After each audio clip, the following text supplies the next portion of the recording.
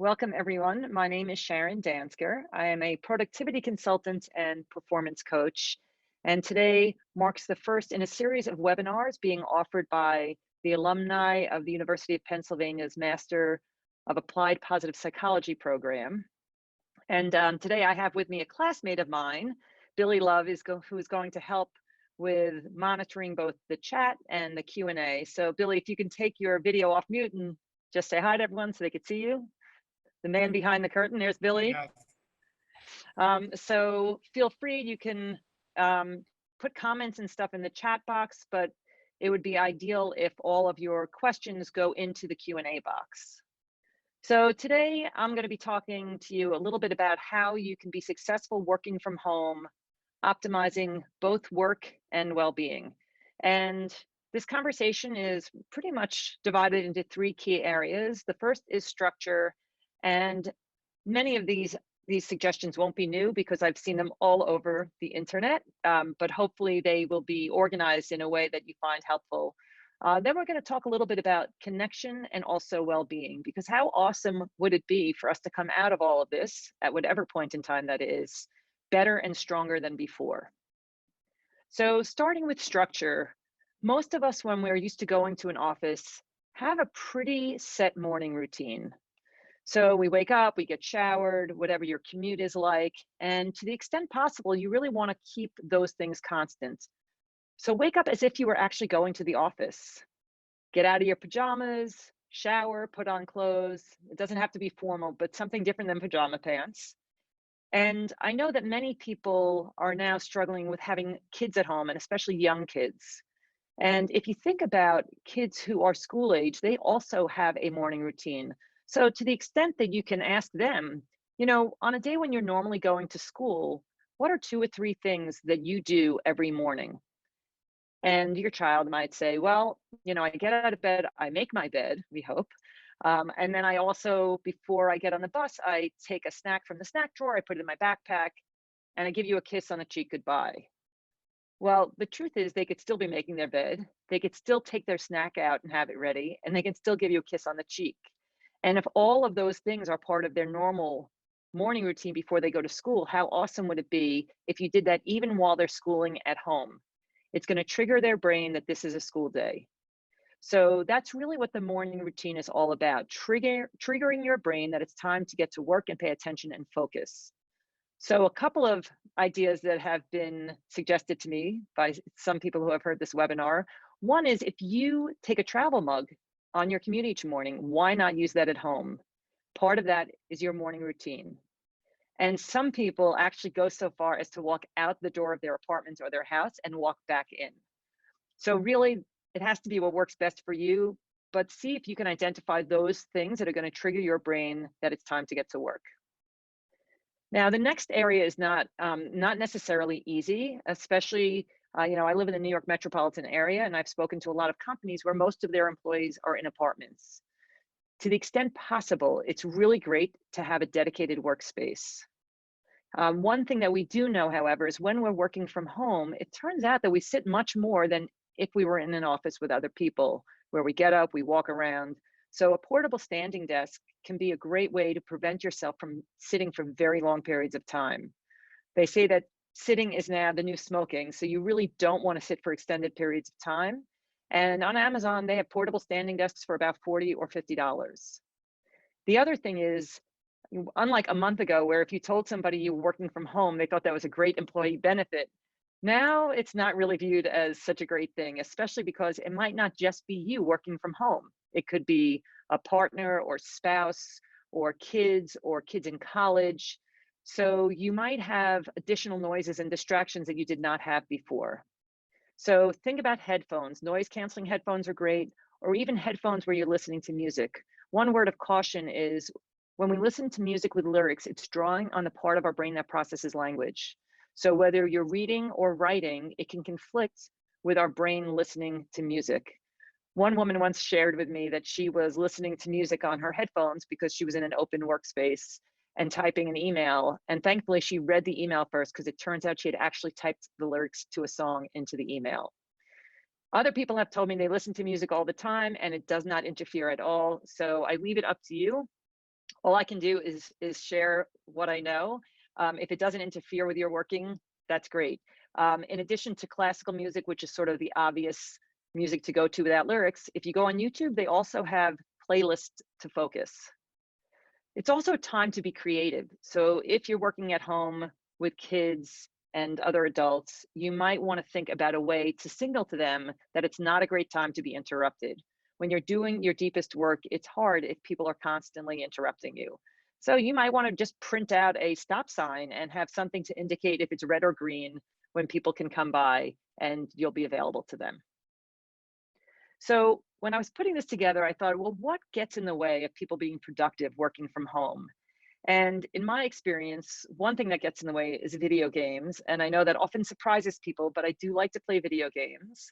Another is my desk used to be located near my family room where I had a clear sight of the large screen TV. And what would happen is when I had hard work to do that was challenging, I would look over at that TV screen and think about whatever Netflix series I was in the middle of and how much I really wanted to sit down and watch TV. Snacking and the kitchen can also be a distraction to getting your work done. For people who are now at home and maybe the only choice they have is to work out of their bedroom, you might be looking at that bed thinking, wow, I could really use a good 2, 3 hour nap. And that wouldn't be surprising because whether or not you're aware of it overtly, we are all dealing with a higher level of stress than normal given the current circumstances. So your bed might look a little more tempting than usual. And then, of course, small children can also be a big impediment to productivity. And I just want to pause here for 1 minute because what we're going through and what we're talking about today, this is not your typical work at home routine. This is a crisis, and we are all under some stress that we're not used to. And so I think above all, it's most important to show ourselves some self-compassion. You will not be as productive as you were a month ago. And you know what? That's okay.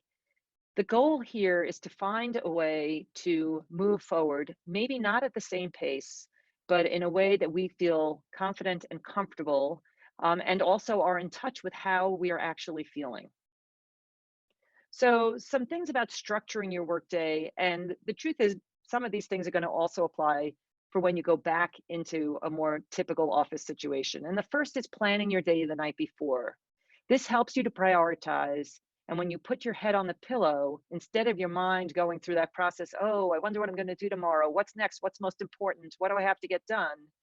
Now you put your head on the pillow and it says, oh, I know exactly what to expect tomorrow. The second is to match your hardest work with the time of day when you get your best work done or your window of peak performance. Now, for those of you who have small children, you might not have the luxury to do that. Nap time is a great time for you to do your deep work. So whereas you might be tempted to do laundry during nap time, think about doing your hardest work when your toddler is asleep. Take breaks. This is really important because, as I said before, it's really easy to get into the habit of sitting for very long periods of time. The Pomodoro technique, which some of you may have heard of, is 25 minutes of focused work followed by a 5-minute break. Now, it does not need to be 25 minutes on and 5 minutes off. You really can play around and find what works best for you. For some people, they can only really focus for 20 minutes, and others can go 40 or 45. What we do know is that it's hard for our brain to focus for much more than 90 minutes at a time. And if you have small kids in the house, this is great because you could do the same Pomodoros with them. And during the 5-minute break, I will challenge you to make some of them active breaks. So maybe you have a dance party, or you do jumping jacks, or you jump rope. But that activity is great for you, and it's especially needed for kids. I have 4 kids of my own. The picture I showed earlier of the young kids are actually my kids about 16 years ago. So my kids always needed a ton of exercise, and now the kids aren't in school. This is really challenging for them as well. So look for every opportunity you can find to be active yourself and to be active with your kids. And lastly, be sure to hydrate. Drink plenty of water. It's great for our immune systems. And also, many of us have gotten into this bad habit of eating lunch at our desk. So while you are sort of recreating these routines while you're working at home, why not get into the better habit of actually taking a lunch break? And again, the same way you're creating structure for yourself, if you have kids at home, kids thrive on structure. The school day is all about structure. So they can help you figuring out what structure will work best for them.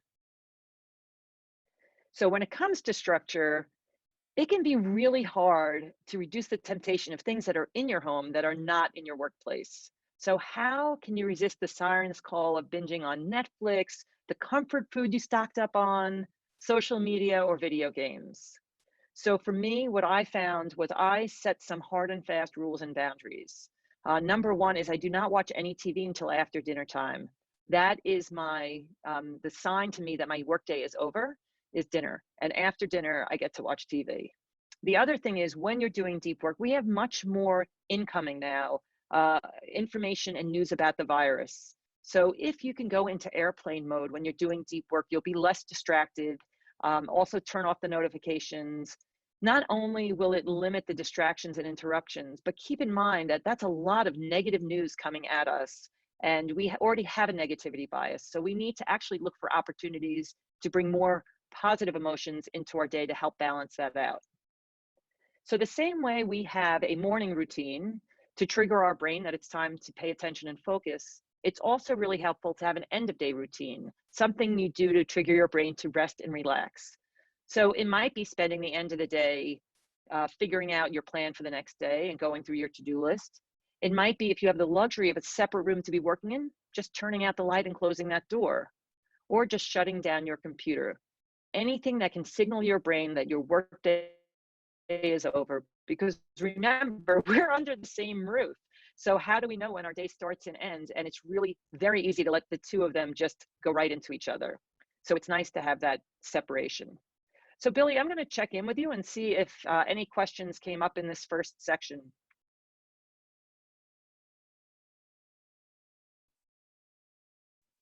Not Billy, are yet. you with? Not Yeah, yet. Oh, not yet. okay, excellent. So we're going to keep going.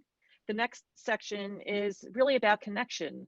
So while many people might be at home with family members, it can still be very isolating. For people like myself, I've worked from home for many years, I always was going out. I was going to the gym, I was going to the supermarket more regularly, the restaurant. So staying home can feel very isolating and disconnecting. And there are a number of things that we can do to make sure that we're engaging with others. Because remember, like, we're human, we are wired for human connection. So the first is, when it comes to colleagues, communicate a little more often than you might otherwise do. And it was suggested to me by a friend of mine that our tendency is really to only connect with colleagues when there's a problem to be fixed or something's gone wrong. So look for opportunities to share small wins and victories with your colleagues as well. For family, for people who are not living in your home but are family, it's a really great idea to video conference with them. While it's great to have the audio, I think we now all know, having been on Zoom a lot over these past couple of weeks, that it really enhances the connection when you can also see somebody's facial reaction. Try to stay in greater touch with friends. I know that people have told me many stories of reaching out to people that they haven't been in touch with for years. This has really been, to me, one of the best silver linings of this virus, making us all stay home. You can plan a virtual coffee or lunch. Happy hours have become very popular, and look for ways to drive the discussion away from the virus. Try talking about other things. And then finally, I think when we're in crisis, it has this tendency to bring out the best in people. And it's nice to look for those opportunities. How can you be of service to people in your community? Whether it's somebody who has tested positive who can't go out to deliver groceries to them, or a senior citizen that you can check in with. I have a friend who's 94. Thankfully, she has an iPhone, so I actually FaceTime with her most days, which is fantastic.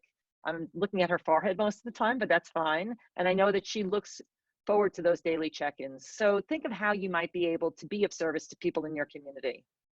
And then, the overarching theme is, it's okay that we're feeling anxiety, uncertainty, and all of the things that come along with this virus and this lockdown or quarantine or whatever situation you're currently in. And it's really important that we both acknowledge and validate those feelings.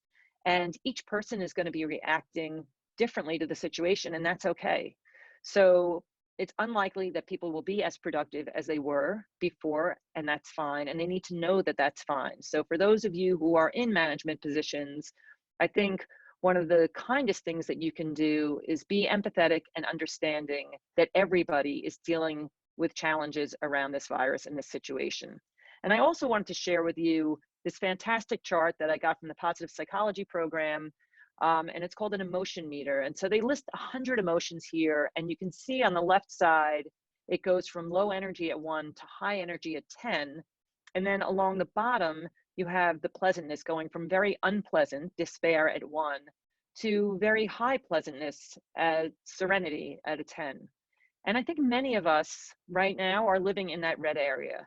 And even when we're living under quarantine and feeling isolated, it doesn't mean that there aren't moments where we're feeling optimistic, which is in the yellow area, very grateful in the green area, you know, all over the chart here, all different emotions. But my one fear, I guess I would say, is that we slip from the red into the blue.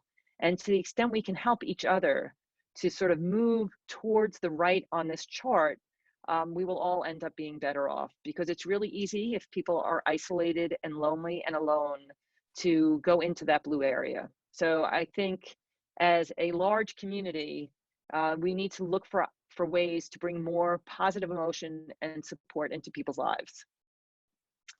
So Billy, I'm going to check in again before we go on to our third section. Any outstanding questions? Nope. Okay. So when it comes to the topic of well-being, we really could discuss a huge range of topics, but I picked three, and I picked three intentionally. Sleep, exercise, and mindfulness. When people ask me, what can they do to boost productivity? I don't think it's the scheduling or the to-do list or the blocking time or any of those things. Three things that I think are the greatest enhancers of productivity are probably sleep, exercise, and mindfulness. And one of the reasons that I bring them up here is because of the productivity. But the other advantage of these three things is that they also boost your immunity.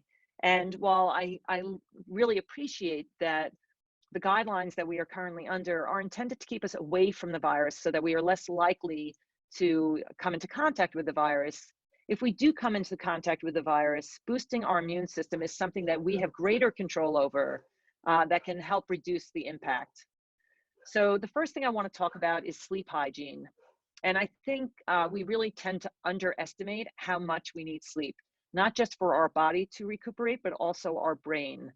And from the things that I have read and seen, the number one thing that you can do for sleep hygiene is to go to sleep and wake up at consistent times.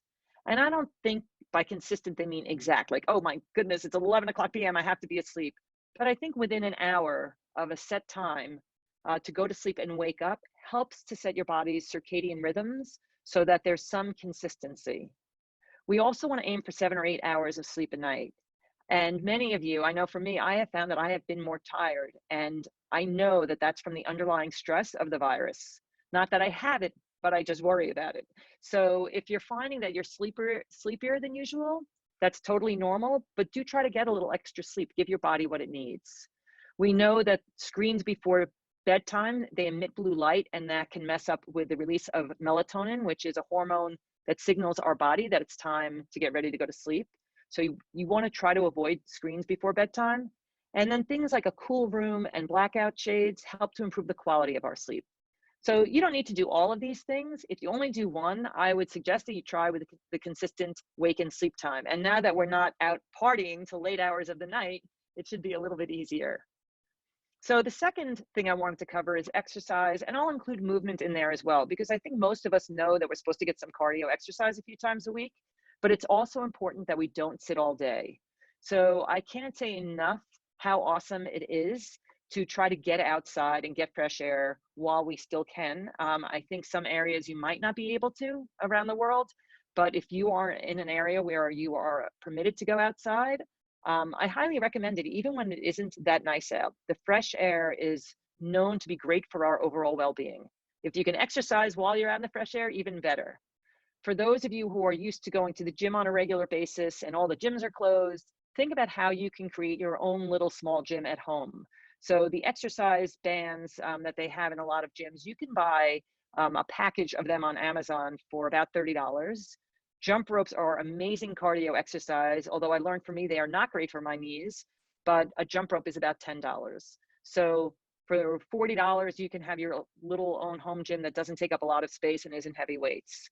And then the last thing is movement. So things like stretching on a regular basis, beginning of the day, the end of day, maybe every time you get up to get something to drink, you tell yourself you're going to spend a few minutes stretching. Or if you're doing the Pomodoro technique, use the 5 minutes for stretching. Really important, especially since not only are we not moving, but we're sitting in front of a computer all day. So our shoulders and neck can get very tense.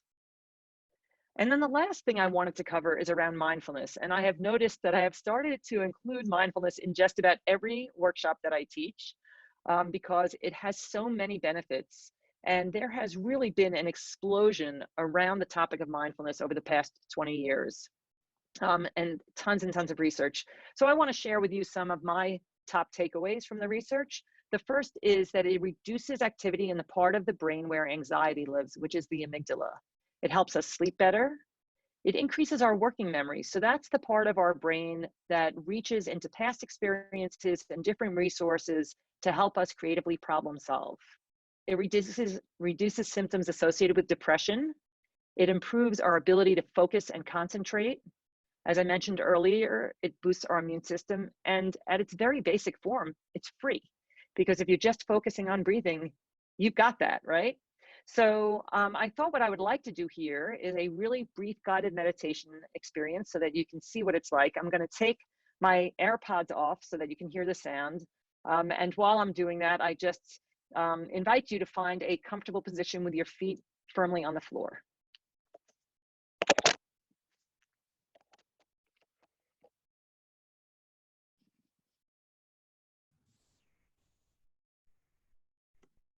Start by finding a comfortable posture, seated, lying down, or standing.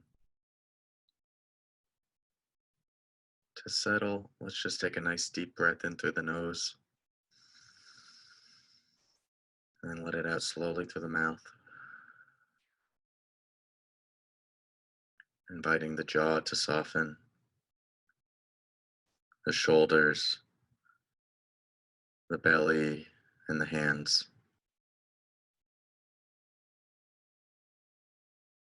And as you rest here, just simply becoming aware of the fact that you're breathing.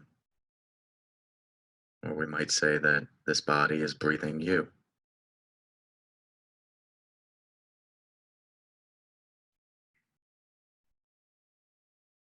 Feeling the air as it comes in through the nose, expanding the lungs, the belly, the chest, and then feeling the body deflate as we take an exhale.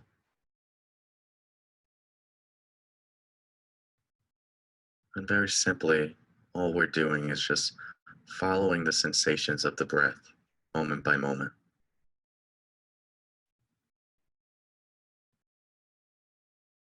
Feeling the movement of the breath, like waves coming into shore and then retreating back.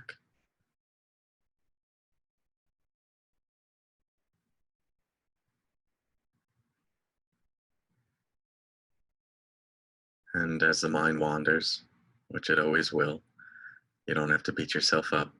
Just simply notice thoughts coming and going like clouds passing through the sky, and then gently return your attention back to this breath in this moment.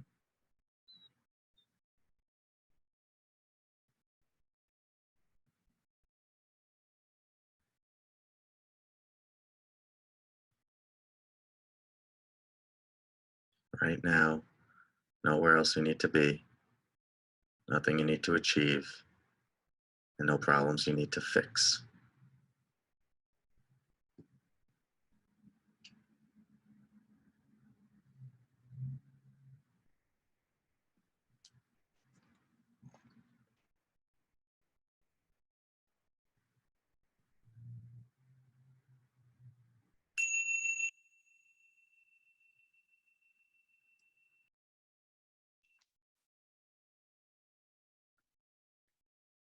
So I would love for you in the chat box to write how that felt for you.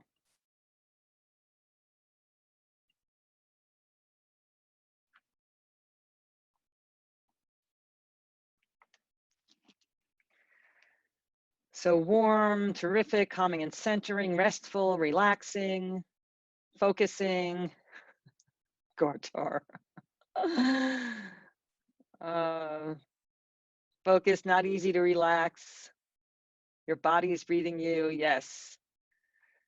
So that was Corey Mascara, who some of you who are on this call have been involved in the MAPP program, and he is an assistant instructor in the MAPP program. He recently came out with a fantastic book called Stop Missing Your Life, if you're interested. And he also has a great daily podcast, which is on the handout called Practicing Human. So if you liked his voice, you can learn with him every day while we're in this homebound time. Okay, so I also, for those of you who might be interested in a mindfulness practice, thought I would share with you some apps. So Headspace and Calm are probably the two most popular paid for apps. 10% Happier is Dan Harris, who wrote a book by the same name, as well as a book called Meditation for Fidgety Skeptics, which is hilarious, the book. I use Insight Timer. I've been using it for years, and the free version of Insight Timer has 32,000 different meditations. And Corey Mascara happens to be on the app called Simple Habit, and he has a little starter program on there, which is also a great way to get started. Most importantly, if you're thinking about starting a mindfulness practice, don't be discouraged if the first one or two meditations you find you don't like. Find one that works for you.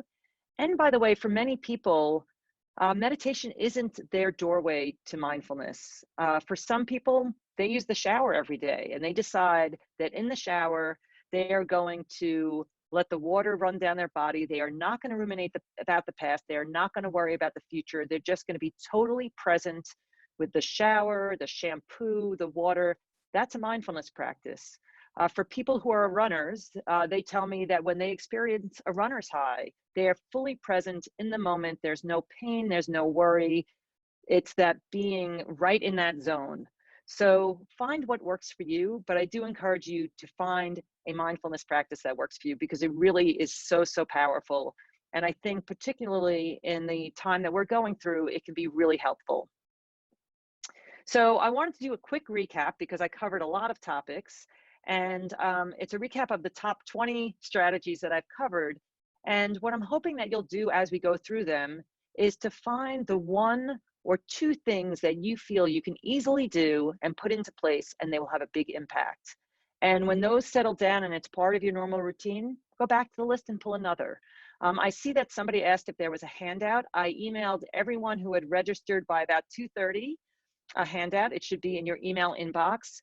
It follows all of the information that's on the slide. So you should have everything right there in the one-page handout.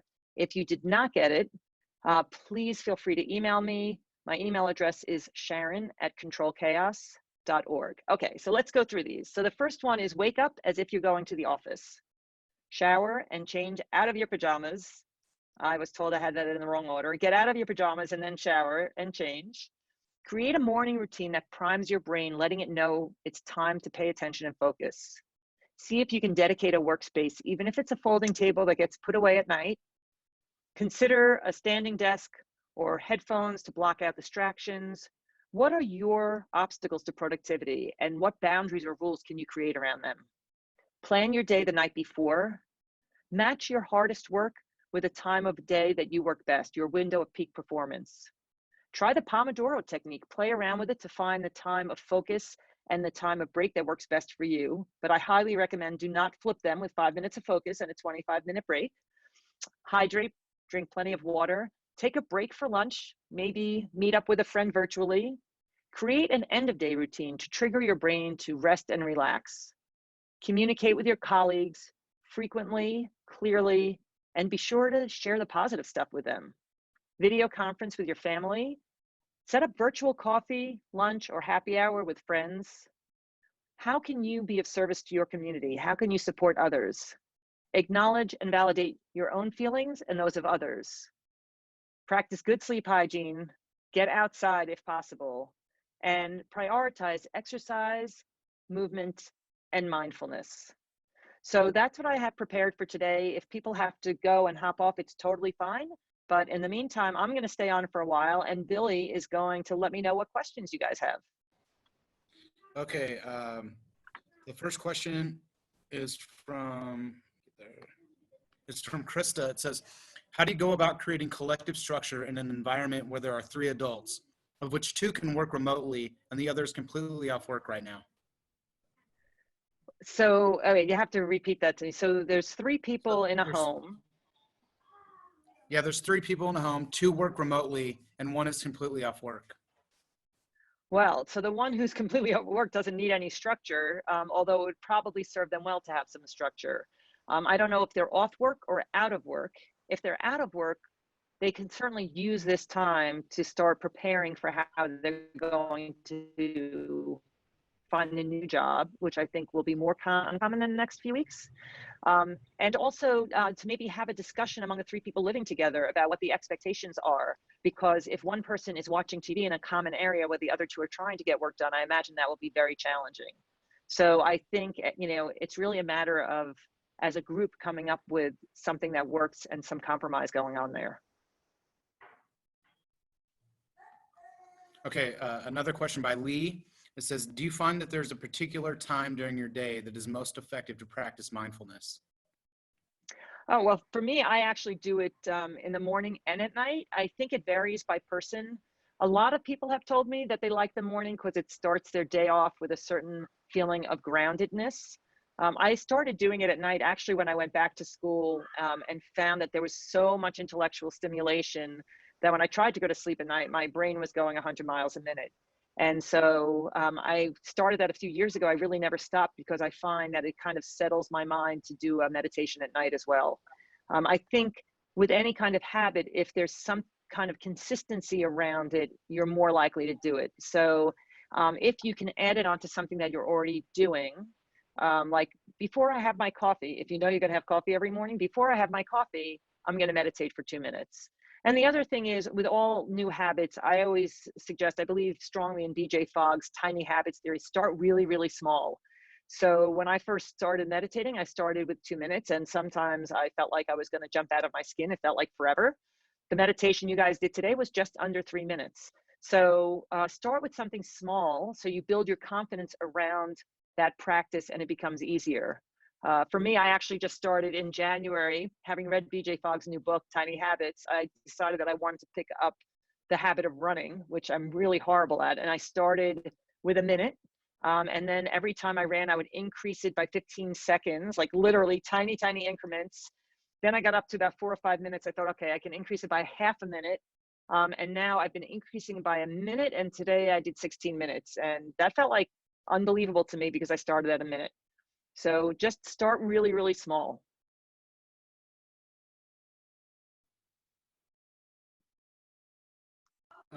A suggestion that somebody wrote was, Heidi wrote, said, one way I've combined 2 of Sharon's suggestions, exercise and mindfulness, is to look for beautiful photos to take while on my social distancing walks. I've never used to notice how much beauty there is everywhere. Taking photos has helped me be more mindful of everything around me. I love that. That's amazing. Because there's love of nature in there, there's beauty in there, there's awe in there, there's gratitude in there. And I've actually seen her pictures and have been enjoying them. So it also has a ripple effect. So that's great. Billy Love, a big thank you to you for monitoring the chat and the questions. As always, you're amazing. And thank you all for coming. If you have any other questions, please feel free to reach out. Thanks, Sharon.